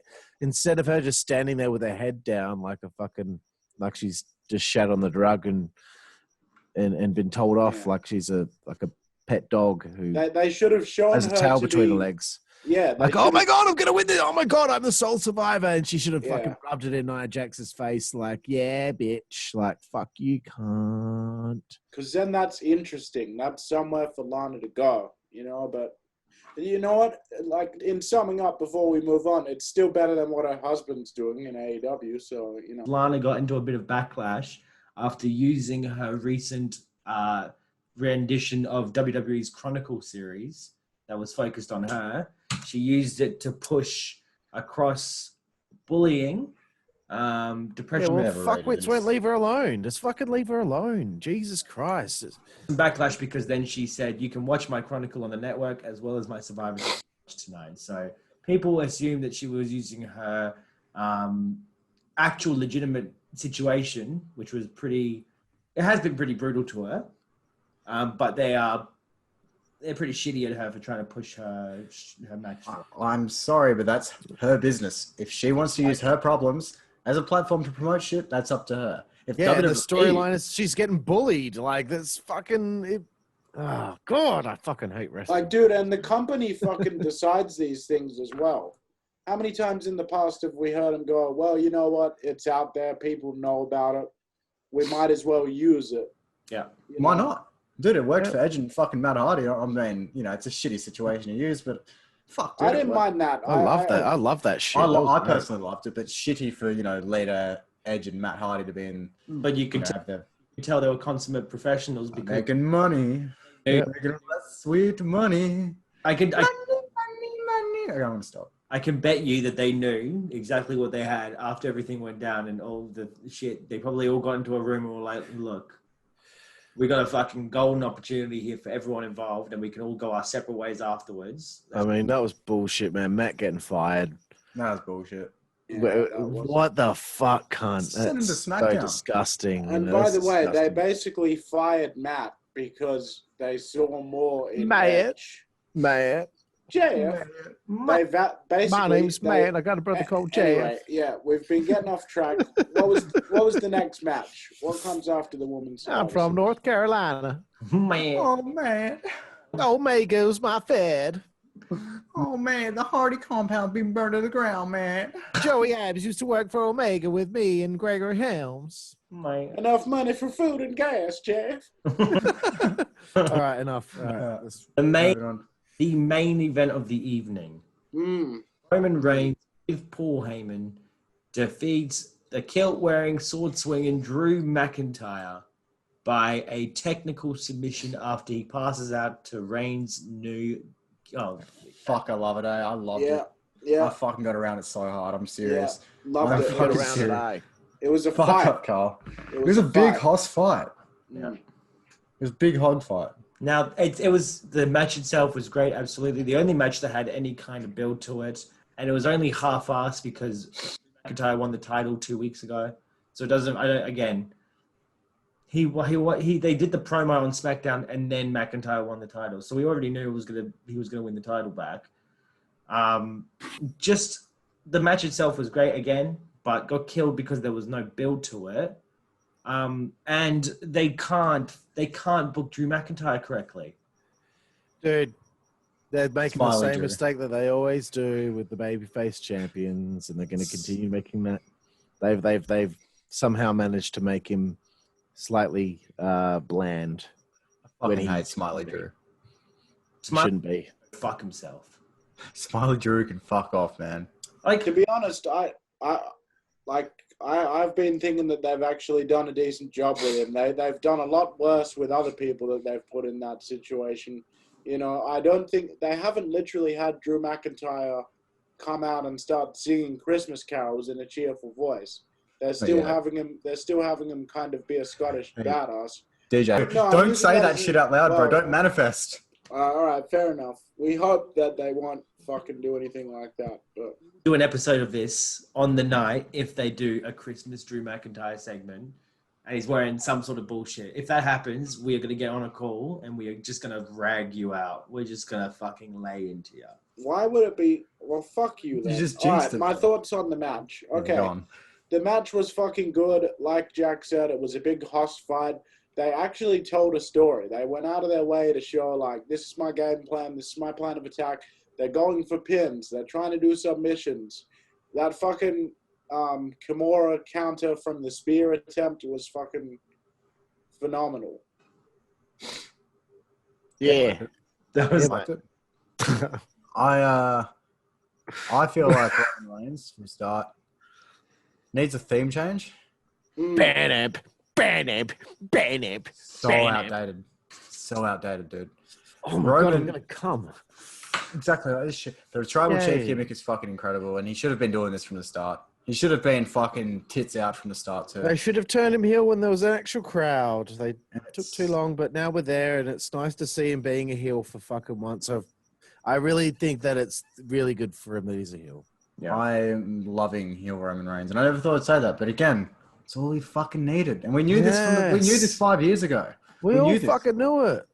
Turn him heel, you like him again. Because Roman is a natural heel. You look at his face. Oh man, I fucking hate that cunt. He's so annoying. I don't mind him being the champion now because it's not fucking. The Roman Empire's begun again. Like, how many people need to pass the torch to him before it's okay? Like, the torch has been passed. We get it. Oh no. We need to have Goldberg also pass the torch, like Cena did. Like fucking. Oh, we'll definitely have The Rock pass the torch at some point when we can finally get him out of Hollywood. Like, they're planning on that shit. I guarantee. And you. now that he's fucking finally turned heel, he being Roman Reigns, like fucking. Good point. Yep. I don't know. Yeah. It's just that Roman is actually seemingly being a lot more deliberate in the things that he's doing in the ring. He doesn't seem like he's trying to do like the 4 or 5 moves of doom in a chain to kind of finish the match. Yeah.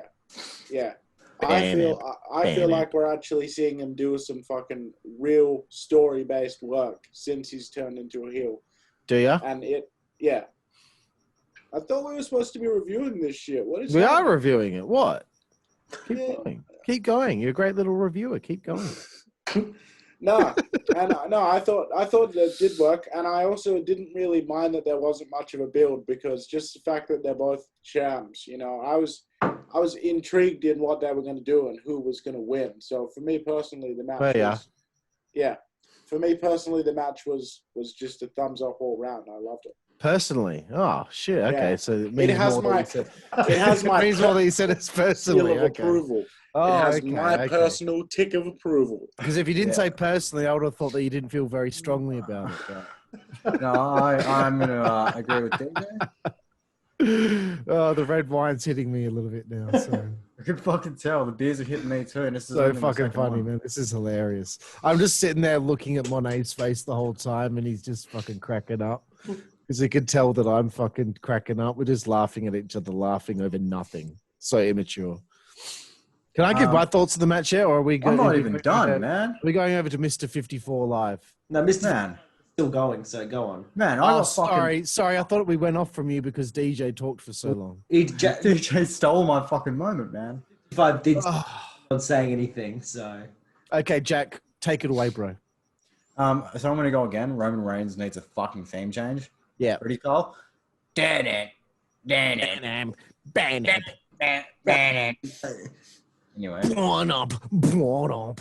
I don't know how they would actually make a good Tribal Chief theme song because CFOS or whatever the fuck it's You know what they should use? The original Survivor theme. Just use Umaga's old music. Do you remember the original Survivor theme? Just use Umaga's music. Seriously, guys. Seriously, guys, I've got a point to make. Go, Jack. Yeah, I do have a point to make about the wrestling, and my point is that Drew had a fucking sick entrance as well. I love the fucking sword kilt shit. Look at my last name, and it'll tell you all you need I to know. think it's fucking stupid, but continue. Okay, Carl, you're Italian, so if someone came out with a fucking pizza, you'd pop. A pizza. A pizza. No. Why would I pop over a pizza? I like Italian. the cheese and the sauce. The sort of Like, mate, if it's fucking little Guido coming out with the Domio grin, count me in. Yeah, I mean, count me in too, because the FBI is sick, dude. Yeah. no. But yeah, the match was sick. That's all I'm gonna say, really. Yeah. I just with the sword thing, I'm just like, man, you're about to fight someone.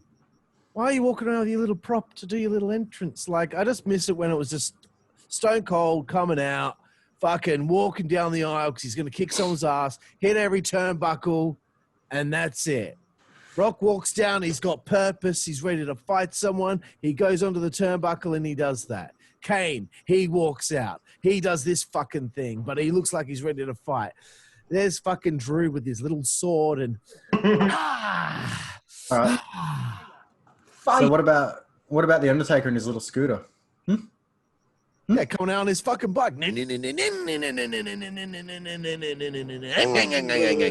think it's fucking amazing. Well, if you ask me, that logic, if Edge sliding in the ring and humping the fucking ring tells me he's horny for some fucking pussy. I don't remember him humping the ring. He's done that so He always used to do that. He'd slide in and be like, on the mat, like, hi. Yeah, but he's still like, you know, he's grooving to the music, but he's still ready to fight someone. Ready to start, and he's just like, this is my ring. I fuck with this ring. This is mine. That's not ready to fight. I used to just hate it, like when Naomi would come out with her fucking dancing entrance and she's like fucking dancing like she's fucking having an aneurysm. Okay. Why would she be dancing and wasting energy? And I'm like, you're about to fight someone. Don't waste your energy. Just fucking... Everyone just calm down. Just walk. Man, the kayfabe is so fucking real. Is it my turn for my thoughts on the match? Yeah. It was good. Yeah. Really? Is that it? Yeah. Very good match. Well done, guys. But where can they go from here? They can't go anywhere from here because they're on separate brands. So maybe at the next Mania, this is what I would pitch. And maybe it's a terrible idea, but I'd have Reigns, McIntyre, Lesnar. Lesnar's gone. That'd be hectic. Nah, he's not, Jack. He'll be back. He'll be back. Well, you know, I love Brock and... I'm gonna have to come back soon. I'm gonna have to come back up from Minnesota soon. Was it Minnesota? I'm running out of 7-Up. You know, I need another $5 million. Undertaker returns. Farewell, The Undertaker. His final goodbye. He's final for the third or fourth time. Fourth time. Fourth time. We have a bucket load of stars of the past. And hey, Luke, why don't you list those guys off? Let's list these names off. Maybe I will. Okay. We go. Shane McMahon. Pure. Yep, Dime. The Big Show. That's pure. Pure. Dime. That's Dime. It's Dime. John Bradshaw Layfield. Pure. Sure. It's all right. It's sick, but it's not Dime or pure. Yeah. All right. Yeah. Sick. It's sick. I'm a big JBL guy. Yeah, I like JBL. No, I like him too, but it was sick. Yeah, it was sick. just sick. Compared to the rest of the guys coming out, he's just sick. We'll go with sick. We'll say sick. Jeff Hardy. Pure. Yeah. No, whoa. Fresh. It was fresh. Yeah, it's fresh. He had the face paint with the crucifix. It was fresh. On, It was fresh. Okay. It was nice. Fresh. He was fresh because he only wrestled in the pre-show Battle Royal. So. Yep. Moving on. Mick Foley. Okay, that was tight. No, that was tight. Tight. Okay. Yeah. So tight. Tight. That's fine. You're just like a tight little asshole, like a tight little asshole. It's like fucking. The Godwin. Anyway. Okay, you know what? The Godwins, that was fucking pure, man. Yeah, pop me. Surprised. That was pure. It's surprising. Because it's nice to see people that they never brought back for any other thing finally come out to their entrance theme. Like, you know, like, hey guys, dig deep into the archives. We've got to get the Godwins theme. Yeah. Yeah, I liked it as well, you know, like the It was just Godwins- nice seeing them again, man. It was And nice to see Midian. Like, he's lost so much weight and he's, you know. Hang on. I didn't even notice Midian was fucking out there. Are you What? Seriously? Midian's one of the Godwins, you fuckface. No shit. Man, I feel like They a even- fuckhead. dude, they- He's literally- Phineas, isn't he? Phineas Godwin. they literally said it on commentary. He used to be Fucking idiot. Right, here's the thing. I watched the entire show on mute. I can't do the commentary, bro. I can't do it. Like, you could have at least given Funaki a fucking bump. You know, oh, Dude, this, I guy mean, in, this guy in Australia listens to the Japanese commentary. Let's bump up Funaki's pay another 10,000. What are you doing? Should I fucking... Number one announcer. That's terrible. When we watch TLC, Indeed. when we watch TLC, I'm going to change the commentary to just Japanese, and I'll watch it in Japanese. I'm going to watch TLC in Japanese. Sick, that's sick. Okay, Luke, who else came out? fucking Savio Vega? Yeah, dime, man. That was fucking dime, bro. That Savio motherfucking Vega. Hey guys, love dig you, into mama. the archives for the Los Barricas theme song. Oh I man, love you, Mama Puerto Rico. He's fit. He's so fucking sick, man. That guy's been ignored by the company for so long. I hope he goes in the Hall of Fame one day. yeah. We also had Rikishi. Yeah, man. Back that ass up, motherfucker. You gotta back that ass up. Bang a dang, bang a dang, bang a dang, bang a dang. Dime. Bang a dang, bang a dang. Dime. Ooh, turn it up. Okay. Dime. But I think I prefer I'm a bad man.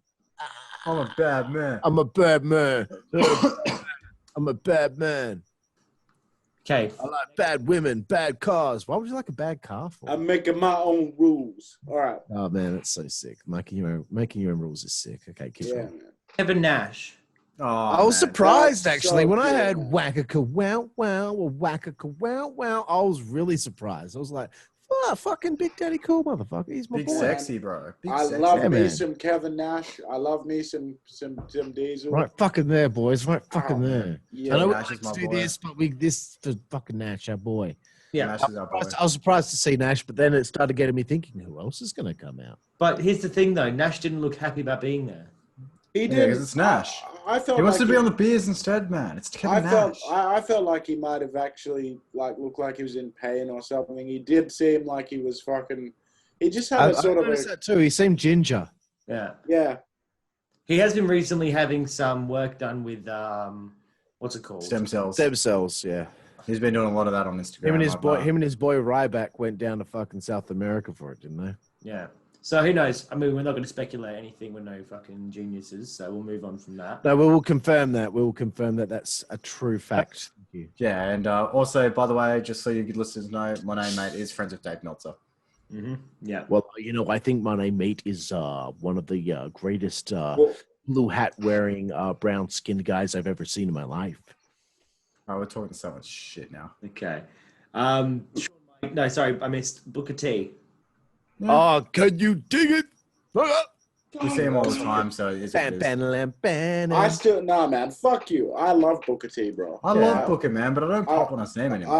always have time for the book, man. I always fucking. Yeah, I got. Don't fucking try to tell me I've got no time for the Booker. Yeah, it's a big book. Come on, man. You gotta love the He's big the five-time WCW champion. You just said that six Shut up. times. Shut Well, the he fuck also won the heavyweight title in WWE. You cunt. Next, Luke. Next up is Shawn Michaels. Dun, dun, dun, dun, dun, dun. Had Oh, a lot of sunny days. king. Sonny I Days. know I'm sexy. I'm just gonna keep doing this for every person. No, it was pretty pure having. Yeah, I was gonna say Sean, You know, and it was you know- fun seeing him like all puffed out, and all the old boys are fucking having a laugh at Sean making the old joke. The same joke he makes every time he returns. Yeah. Love it. Never gets old. It's because we're like world, and you know, Shut the fuck up, DJ. Shut the fuck up. Shut the fuck up, cunt. All right, guys, I'm sorry. Ric Flair's my boy. Woo! But he needs to. Actually, I'm not gonna do it. Whap wow. Bum bum bum bum bum bum bum bum bum bum. Fucking sick. It was sick seeing the Nature Boy coming out there. You'll never get old seeing the H. Yeah. This was my favorite part of the show, just seeing old dudes make an entrance. Seriously, man. And that's Yeah, all me this too. was. They just Me made too. an entrance and then they disappeared. Continue. Yeah. We also had Triple H, which, he's there. No, Triple H is dying, bro. He's done. He's dying, but we knew it was coming. But I was like, oh man, maybe Kurt Angle will come out. Maybe Stone Cold will come out. Maybe Hogan. Nah, Hogan and Undertaker don't like each other, as far as I know. Yeah. And Kane, which was good. Yeah, someone didn't send him the memo that he didn't have to wear gear. Yeah, like, why is he coming out in his gear for if he's just going to stand there and then disappear when the segment's over? I just don't understand what they were thinking with this. No. They fly in all these guys, and then they don't even get on the microphone to talk about how they feel about him? Poor Mick Are you fucking Foley kidding as me? well. I mean, it was just Foley, it was like you got to get Foley on a fucking plane in the state that he's in at this stage of his life to He could just hardly come even- out and hobble into the ring and fucking stand there for fucking 4 minutes whilst the other entrances took place. You got all these old boys to come all the way over there. Rikishi fucking on the plane, fucking probably uncomfortable, hopefully in first class. But you drag him, Savio Vega flying straight out of Puerto Rico to just make an entrance, and then that's it. Yeah, and They recorded some shit backstage, hopefully, but they you know. did. They did do shit backstage, and they had like the long package before the segment started with people talking. But it would be fucking- nice if It did seem I- like they were having fun, kind of catching up with each other in the ring. But that's I'm just hopeful they all went out afterward and fucking got on the piss, man. Like, Yeah. I think they can't go did. out, can they? I think they did because at about 4 p.m., 5 p.m., I opened up Instagram and Undertaker had made a post, and where Survivor Series had taken place, it was 3:30 in the morning. So I think Taker had just gotten back to the hotel after a big night Right, of fuck yeah. making his Instagram post before bed. And I saw it, and I was just like, man, surely it's going to be like 3, 4 in the morning when he's making this post. Surely they all fucking got on the fucking piss and, someone brought out some hooch and... Well, we know Rick did. Fucking Corey Graves always takes little shots at Ric Flair as well. Like Corey today, Graves can fuck off. when Ric Flair Fuck was yeah, coming he out, can't. when Ric Flair was coming out today, Corey's like, "Oh, Flair looks like he's already been partying for 2 days." Like, Oh, okay. really, Corey? Really? You fucking little Yeah. cunt. So you're referencing the fact that he's like an old man and he's had troubles with alcohol. Like, that's real nice, man. Like, what a Yeah. backhanded He's a thing to fuckhead. say. He's such a fuckhead, man. Look, Anyway, sorry, Luke. getting caught up. So they all come out, they're clapping, whatever. They cut to a package for him, a video package. They cut back to the ring, and no one's there except for Vince. Stop How right there. weird. How weird. I want to start this little part off with saying, how sick was it hearing Vince McMahon say the letters WWF on pay-per-view in 2020? Mm-hmm. Just want to check that out. That was a cool moment. I know I said I watched it on mute, but I heard that he said that, so I went back and watched it. It was dime. It's pure. Very much so. And I'd like to say that Vince McMahon now looks like Jack Nicholson as the Joker. I want to say Vince McMahon is more of a man than any fucking of us alive. Yeah, no. Vince McMahon's got a massive cock, eh? Yes. It's even in his surname, McMahon. Yeah, Mm. we're not denying the fact that he's got a big cock and he could take any of us down. And we're not denying that. We're just saying recently he's not looking too flash. No, he looked like shit. He looked like a bag. I want you guys to sit across from a fucking desk from Vince McMahon and tell him he looks like shit. I'd say it. Vince, You're looking you like shit, look buddy. like shit. Yeah, I'm All not right. getting a payday from him anytime So soon. fucking Vinny comes out. Vinny kind of gets emotional. He kind of says a few words. I kind of dug it. And then he... I loved it. He kinda, and you kinda. Mm. I liked it. How about he did say some kind words? He didn't kinda say some nice. There was reasonably okay. No. He came out, said some reasonably okay words. I thought Mark was fine. Mark. But yeah, so then Undertaker comes out, and then what happens, boys? Because I didn't see the rest of this, unfortunately. So basically, the Taker does a bit of a speech, a nice emotional farewell. The bell rung 10 times for the character. No, because he's the dead man. He's the dead man. So if there's anyone that's going to get a 10 bell toll while still being alive, it's probably going to be the Undertaker. Yeah. Now, putting the Undertaker to rest, he will no longer come back, which means he should be retired for good now. And then he did the trademark kneeling pose, and I can't believe you haven't watched up until this point because the hologram of Paul Heyman, Paul Bearer. Paul Heyman, you fuckhead. Billy Chettycock. Paul Heyman's just like, just standing there. That would be ridiculous. No. Oh, okay. So that's nice. So they did a little hologram of Paul Bearer, yeah. Screamed his trademark. Oh, yes! Yep. Yep. So that was... Yep, that's sick. And then afterwards, he did his throat slash. He said, "My time has come to let the Undertaker rest in peace." And he won't be resting anytime soon because now he's home all the time. Michelle is going to be jumping on that deck all the time. You know what? And who would deny it? Who would honestly deny it? My God. But going back to your Thunderdome, comment, California, because when he was saying rest in peace, he said rest, he said in, and then the crowd suddenly turned up to 200 and everyone said peace at the same time. Oh, that was really weird. They're piping heaps of shit in, man. Like, it's obvious that they're piping. That was really weird. I hope that Undertaker himself couldn't actually hear that, like, overrunning him saying, like, that was really strange. I was like, what? I hope they can't hear any of that because it's all really bad. I'm so glad I had it muted. He walked up to the stage. You watched the promos with it muted. Everything, man. I watched the entire show from start to finish muted. Well, why didn't you at least turn the sound on to hear what Undertaker had to say? You actually just muted that too. I was playing COD while I was watching.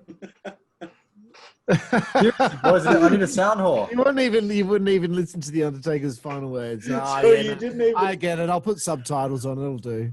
Yeah, like, dude. You didn't even do that, did dude, you? I get the fucking point. I knew what he was going to say. Rest in peace. All right, I get it. It was a massive moment in professional wrestling. He shouldn't have been in character. He should have fucking just talked like a normal person. And it was sitting on in the background while you munched Doritos and fucking played COD. As far as I'm concerned, I've heard everything I need to hear from Taker, man. The last ride, said everything he said everything he needed to say.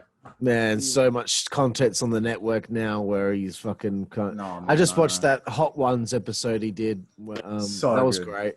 So good, man. Yeah, man, fucking be cool to hang out with Taker. But yeah, there's so much content on the network right now, which I've been very impressed. I love the Paul Bearer documentary that they put up. I thought that was really... it was so nice to see them.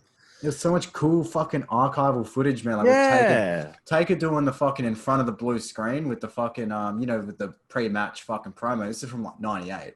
This is just some random, and Kane when he fucking was doing the training video in his gear. Yeah. I thought that was fucking awesome, man. I love that shit. I love that shit. I love that they have all this stuff that they can dig up and all that. And yeah, it's just been really cool seeing, a whole bunch of different documentaries and stuff. There's another Stone Cold interview that I'm about 10 minutes into, but so like, this is the show for the Undertaker, and maybe we should all just when we finish this off, if I don't know if Luke's got anything else to say about this or if we have anywhere else to go, but maybe we should all talk about our personal favorite Undertaker memories.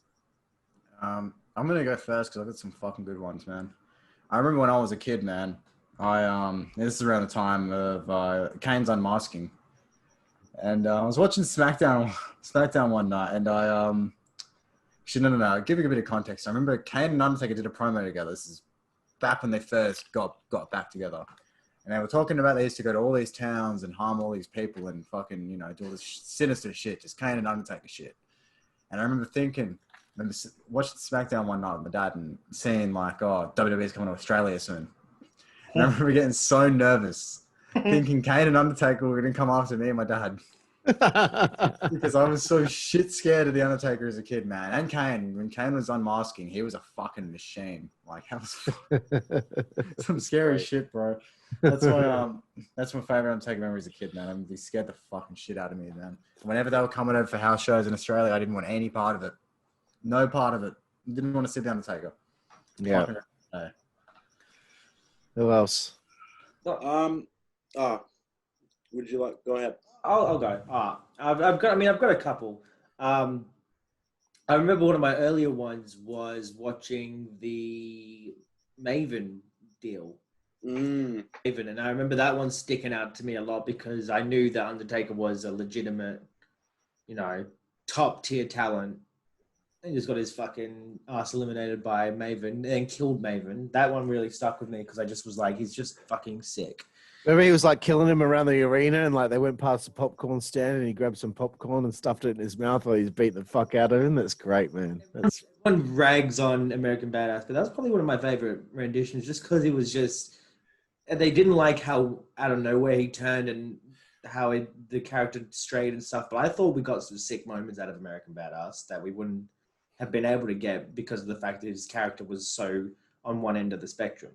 Yeah. But yeah. Other moment I want to mention, it's not really a moment, but it's just the fact that he can kind of how well he adapted to every single era that he was involved in. So, or every decade, you could say as well. So, like throughout it, he went from being the guy that, when he debuted at Survivor Series to becoming, in the Ministry, American Badass, and then the transition back into the Dead Man and stuff like that, and still managing to keep relevant through it all.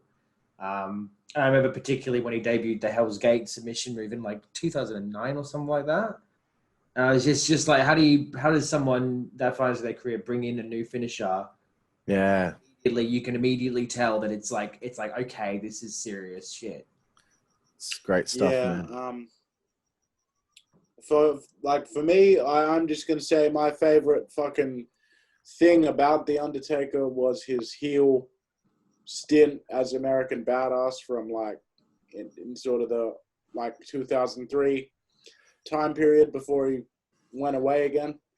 And man, yeah, he was just ruthless, man. And you genuinely hated The Undertaker, man. He just was such a prick, but he also was just helping make guys look good left, right, and center, like Jeff Hardy. Yeah. And then just my favorite Undertaker moment, period, is just when he threw Mankind off the top of the cell. Mm-hmm. Because everyone always talks about like the bump that Mick Foley took. But to me, The Undertaker was a frightening presence, man. Look back at that footage, and The Undertaker's still standing tall up there. And it's like, you're like, man, this guy's fucking... It's just the presence and the look of the whole thing. Wrestling will never be that fucking cool ever again. Wrestling's never going to be that fucking good. Never. Yeah. For me, you have to remember the first show that I properly watched was by myself at my dad's house watching Survivor Series 1998. And again, with this whole thing about not knowing what's going on, but being caught up to speed pretty quickly. I was caught up to speed pretty quickly, especially with the Kane and Undertaker feud. And I believe Kane came out and tombstoned The Rock during the match or chokeslammed him during his match with Undertaker and got Undertaker disqualified. Mm-hmm. So that was like my first memories of that. And I just thought like, wow, look at these fucking two massive fucking dudes. They're so fucking scary. Another favorite memory is when it was on Raw and Vince McMahon was flipping the bird at Undertaker and Kane behind their back, and Undertaker turned his head quickly and saw it. And then they proceeded to break his fucking ankle by having Kane slam the stairs on fucking or maybe it's Undertaker, but whoever it was slammed the stairs on Vince's ankle, and he was in a wheelchair for the next like 3 months or something like that. That was cool. But I was a massive fan of the Ministry of Darkness and all that storyline, and I was just enthralled every week watching that on television. And, the corporate ministry, again, like making it even bigger than it was. So that's for me, like they're the more cherished memories because they're the earlier memories. And I did love the American Badass stuff. Like when I found out, because like, I would never get the pay-per-views because like we couldn't afford it. But when I found out that Undertaker, because I was always wondering, because I didn't go on the internet and look at results or news or anything like that. So when I found out that Undertaker, after all this time being gone, never knowing what happened to him, for him to return at Judgment Day and fuck the fuck up out of DX, just fuck them up. I just thought, oh, wow, this is fucking cool. And at that point, like, he was my favorite, absolute favorite. I just thought that whole thing when he had the long hair and the trench coat and the motorcycle, I thought that was the fucking coolest thing, man. So, yeah. Just gonna say, it must have fucking sucked being around for wrestling back then to the point where you can remember it. Because, like, and you're not watching any of the pay-per-views and you're not keeping up to date on the internet or nothing. Must have fucking sucked, man. You missed out. Well, I mean, there was just no. I didn't know that there was wrestling websites that gave fucking. Yeah, I would have fucking killed to have like I would fucking go to the fucking news agency and read the magazine and stuff to keep up to date with shit. Yeah, you know? Like, you don't really know any better. And then when you get out, and there's a charm to it in a way, because I remember being like, whatever happened to that Scorpio guy that was in the Job Squad? Why did he just suddenly disappear? You never knew what happened, and then I agree. I did all this research to find all this shit out, but back then people would just disappear on TV, and you'd be like, well, that's it. Never gonna know what happened there. I agree. There is a charm, because when I was watching wrestling, even as late as 2007, 2008, I still had that feeling where it's just like, this is the only wrestling I get during a week. This is it. So I've got to make the most of it, you know? Discovering dirt sheets was the worst thing to happen to wrestling for me. Because I was going to say it's the worst thing that ever happened to you.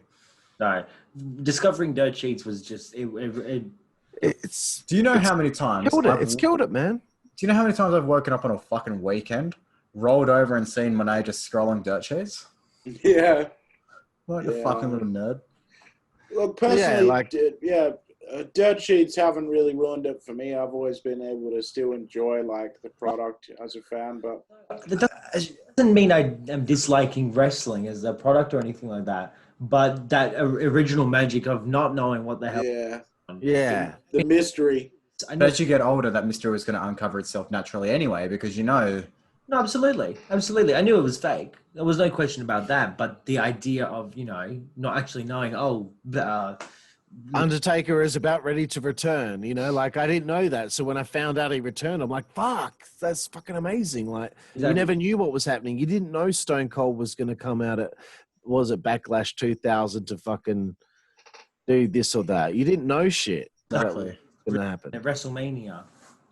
Like, fuck you. You didn't know things were about to happen, as they happen. Like, I was there watching Raw when Jericho showed up for the first time, and I'd been watching WCW, and I just fucking jumped out of my seat going, like, I can't fucking believe this guy's in the WWF now. Yeah. Fuck, man. Why can't I fucking have been born fucking 10 years earlier, cunt? You're not kidding. Dude, I'm telling you, man, wrestling was cool for like a period of a couple of years there. You'd be in Chicken Treat, in line, and the two guys in front of you are wearing like fucking NWA shirts or whatever, and they're talking about what happened on Nitro. It was like this small period of time where it was like everyone watched it, everyone loved it, and it was fucking cool. And by the time I got to high school, that went away. But so bullshit. Yeah. All right. Well, about that in like year 5 for me, they were like, year 5. Yeah, year 4, year 5, like 2007-ish. Yeah, they were talking about fucking Eddie Guerrero. His heart was too big, so it blew up. That was the rumor going around my school. Anyway, we've strayed in every single direction, but we've covered Survivor Series. I want to get a grade from each of you. We will start with Mr. 55, who was the only one that I got. You always start with other people other than me. Fuck you. All right. Go with Mr. 55. No, you should go last, Kyle, because you're going to have probably the best thoughts. Usually got something stupid to say that takes up too much time, so we always end with you. Hank! With everyone exactly. else. The 55. Oh, man. It was a very average show, just full of cunts that I just don't give a shit about. The main event and the fucking Farewell Taker saved it for me. The Farewell Taker segment really saved it for me. There's just so much missing from wrestling these days, and watching this show also just did not feel like one of the big four at all. As DJ said earlier in the show, it just felt like a B-grade Raw, if that, maybe a season premiere of Raw on a new network. I don't fucking know or care. The wrestling was also pretty sloppy and slow for the most part, and for the majority of the matches, it was just hard to stick with it. Not the best Survivor Series, but not the worst. 2020 WWE is just... Oh, no, it was the worst. It was definitely the worst. Sorry. I just think it's the worst Survivor Series of all time.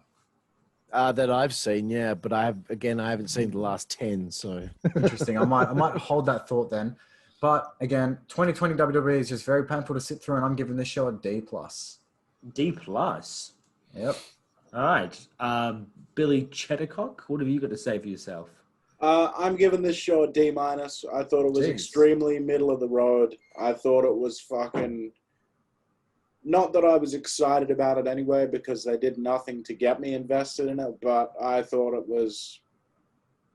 And not because of the talents. You know, the talents, I never have a problem with them. They always work hard, but fucking I did not care for anything about the way that this was written or the pacing of it, or like, it just was boring. D-. God. That's it. See, and I think what you said kind of rings true as to why I'm giving it this rating. I'm going to give the show a rating of a C. Fuck you. I have to be different. Well, I have to. There were some positives from it. A little bit of optimism. So it mostly comes down to that you can see the talent really tried working with what they had. And they did not have a lot. DJ, you're going a little bit pink there, bro. That's what I thought. The talent worked with as much as they could. They didn't have a lot to work with, but they worked really well with what they had. So I'm going to be able to edit you into this. I'm going to flip you off as well. The talent did really well. The writing did not. And the writing flunked. So basically, I've got to say the talent earned themselves a C. The writing earned themselves an F. So... Oh, can I give the writing a grade? Shit. No, that's how I've graded it. The overall mostly to do with the writing. So, California? Over to you, Matt.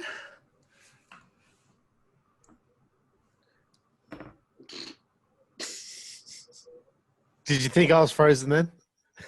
I was trying to make you think that I was frozen. My thoughts, my rating. I'm going to give this a big fat F. Yep. Damn. I don't care about how many positives that may have been from whatever happened. This was not an entertaining show. This had no stakes. This was pointless. This has nowhere to go. This had no story. This was nonsensical and pointless, and to bring in all those legends to fucking just make an entrance and be backstage to record stupid fucking shit for whatever documentaries are going to come out. It's shit. It's a waste of time. So that's it. All right, well, that's fair enough. I know what a good wrestling pay-per-view is. Do you know? And yeah, I've seen them. And this is the complete opposite of all of those great shows that kept me hooked from start to finish and kept me wanting to find out what happened next time. Now I don't care what happened next time, but we're going to have to watch it again next time, whatever the next pay-per-view is, because we need content for this podcast. Thank you. The next event is going to be NXT TakeOver War Games. Oh, we seriously? Oh, we're not. Are we watching NXT? Are we? Man. I mean, their competitor is. We're not going to watch NXT UK or anything like that unless we have another Walter versus Ilya match. But NXT War Games, I think, would be a good one to watch. But after that, in terms of main roster, is TLC. Yeah, man. At least that might be something. Apart from that, I mean, we've dragged on a fair amount. There'll be a lot of editing to do. I gotta go to bed. We just went 2 hours, bro. 2 hours. Well, there was a lot to talk about. Oh, little Billy Cheddarcock has to go to bed with that cat. Yeah. It's not 7:30. It's 11 o'clock. You cunt. Little poof. Good night, Captain Possum. I have been Luke Monet, and I have been joined by Karlifornia. Hello. You meant to be saying goodbye. Oh, sorry. I was in the middle of like laughing that you said I have been Luke Monet. Like you're not Luke Monet anymore. That's it. I'm Luke. Good night, ladies and gentlemen. Thank you. Well, I haven't said Okay. No one wants to hear No, it. I'm just saying, just for me. Okay. Before you get to the next person. Good night, everyone. See ya. Below me has been Billy Cheddarcock. Thank you. Take care, guys. Yep. Look forward to the next Thanks, show. Juicy Boy. Thanks, man. Yep. Cheers, bro. You're welcome, dude. To you. Cheers, bro. I'm glad that I'm welcome. Yeah. And down in the bottom left-hand corner, we have Mr. 55. Yeah, bottom hand corner, I'll be that. Yeah, close. fuck yeah, man. Yep. Yeah, well said, bro. Pure. Yep. Thank you. I say goodbye, Jack, as well. No? I think Jack's camera's frozen, Oh, do you reckon it's actually... The lights in the background are still moving. Yeah. Oh, shit. All right. Anyway, guys, I have been Billy Cheddarcock. I've been Karlifornia. This has been I've been great. Mr. 55, and I want to kill myself after doing this because I never want to watch another WWE pay-per-view again, but we're only just getting fucking started. Exactly, Jack. We'll see you next time. Thank you. We'll see you next Stay safe, Yeah, guys. we'll see you down the road, See you guys. down the road. Be Thank you. well. We'll see you down the road. Thank you and good night. Be well. Sail safe, boys. Be well. Sail safe. Thank you. Long life and be well. Thank you. Long life, be well, take care, everyone. Goodbye. See ya. Say hi to your mum for me. Live long Goodbye. and prosper. Farewell. Farewell. Thank Take you. care, guys. Thank you. And we'll Take care, see guys. you next time. We will see you down the road. Thank you. Oh, yeah, we will. Thank you, Oh, good fuck night. yeah, we will. Oh, We yeah, will. baby. Oh, hell yeah, we will. Bro, we We will fucking see will. you next time. Oh, Goodbye. baby. Take care, guys. Good night.